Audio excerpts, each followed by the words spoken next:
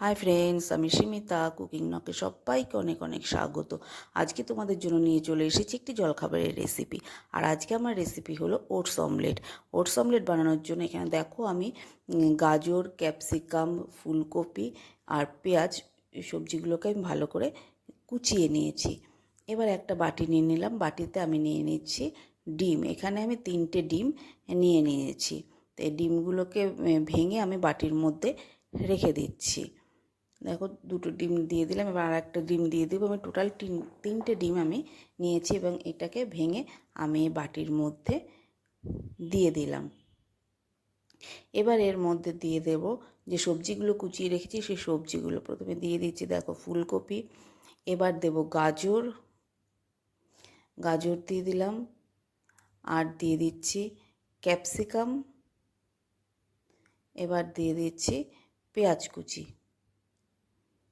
এবার এই এবার এটাকে আমি খুব ভালো করে মিশিয়ে নেব।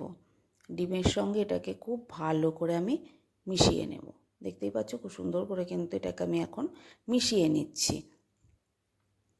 সমস্ত সবজির সঙ্গে ডিমটাকে। দেখো আমার মিশ্রণটা কিন্তু ভালো তৈরি হয়ে গেছে। এবার এর মধ্যে দিয়ে দিচ্ছি 1 কাপ ওটস। এবার এটাকে মিশিয়ে নিচ্ছি, নিয়ে দিয়ে দিচ্ছি 3-4 চামচ দুধ। দুধ দিলে কি টেস্টটা একটু ভালো হয়। আর দিয়ে দিলাম লবণ। এবার এটাকে আমি ভালো করে মিশিয়ে নেব। দেখো কড়াতে তেল গরম হয়ে গেছে। এবার এর মধ্যে আমি 1 হাতা মিশ্রণ আমি এর মধ্যে দিয়ে দিলাম, দিয়ে এটাকে ছড়িয়ে দিচ্ছি। এবার এটাকে আমি ভেজে নেব। দেখতেই পাচ্ছ একটা সাইড কিন্তু সুন্দর ভাজা হয়ে গেছে। এবার এটাকে আমি অমলেটের মতন করে মুড়িয়ে দিচ্ছি। দেখো এটাকে আমি মুড়িয়ে দিচ্ছি, দিয়ে এবার এটাকে আমি উল্টে দেব, দিয়ে আর একটা সাইডও আমি ভালো করে ভেজে নেব।